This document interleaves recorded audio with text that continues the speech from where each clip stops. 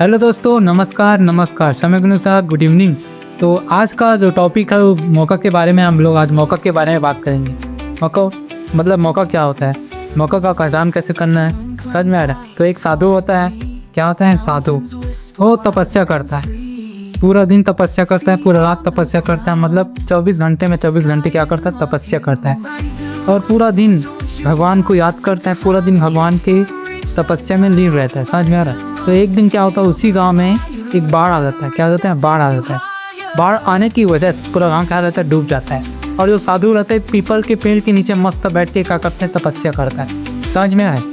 बाढ़ आने की वजह से पूरा गांव डूब जाता है और गांव डूबने की वजह से जो गांव वाले लोग थे वहाँ से भागने के लिए तैयार थे। मतलब पूरा बोरिया बिस्तर बांध लिए थे और सभी लोग दौड़ के भाग रहे थे। तो भागते भागते एक व्यक्ति की नज़र साधु पे पड़ी। किसके ऊपर, साधु पे पड़ी।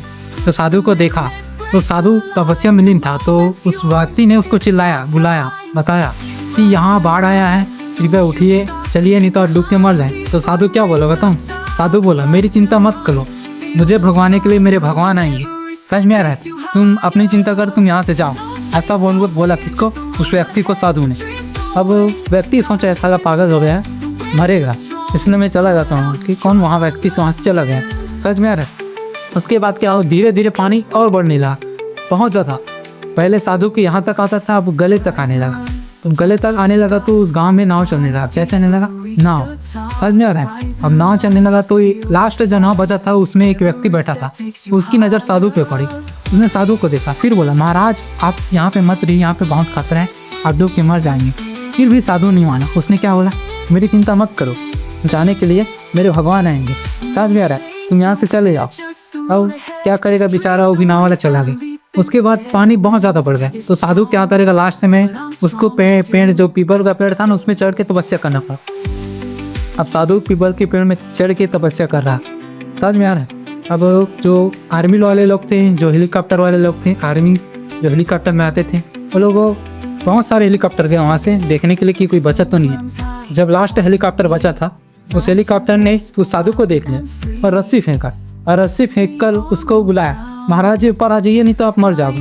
फिर भी साधु क्या बोला, मेरी चिंता मत कर, मुझे भगवान बचाने के, तुम यहाँ से जा। अब वो क्या करेगा, साला पागल हो गया, इसको मरने दोगा कि वहाँ से चला गया। लास्ट में क्या हुआ, साधु डूब के मर गया, समझ में आ क्या होगा। जो साधु था वो डूब के मर गया। अब मरने के बाद वो कहाँ जाएगा, पाताल लोक जाएगा, मतलब यम लोक जाएगा, समझ में आ रहा है। अब वो यमराज के पास गया। अब यहाँ यमराज के पास गया तो उसका पूरा लेखा जोखा पता चला। उसके बाद जिस भगवान को मानता था उस भगवान के पास गया और भगवान ने उस साधु ने कहा, अरे भगवान ने तुम्हारा इतना मस्त तपस्या किया था, हर चीज़ किया था तुम्हारे लिए, तुम्हारा दिल से चाहता था, लेकिन तुमने मुझे बचाने के लिए नहीं आया, समझ में। और भगवान बोलता है, अरे तू मूर्ख है, तू पागल है, तू मेंटल है, तेरे को बचाने के लिए मैं 3 बार आया था। एक बार एक व्यक्ति के रूप में आया था, दूसरी बार नाव लेके आया था, तीसरी बार हेलीकॉप्टर में आया था, लेकिन तू मुझे नहीं पहचान पाया, समझ में आ रहा। तो कहने का मतलब है कि भगवान खुद नहीं आएगा आपकी मदद करने के लिए, किसी न किसी व्यक्ति को भेजेगा, समझ में आ रहा है। मतलब व्यक्ति के रूप में भगवान ही रहेगा जो आपकी मदद करे। तो सही समय पर मौका का पहचान करना जरूरी है। हर इंसान में कोई ना कोई टैलेंट होता है और उस टैलेंट को पहचानने के लिए, पहचान कराने के लिए कोई ना कोई व्यक्ति उसके साथ रहता है, समझ में आ रहा है। तो उस व्यक्ति को पहचानना है और सही समय का, मौका का इस्तेमाल करना है और सक्सेस होना। ठीक है जी, धन्यवाद।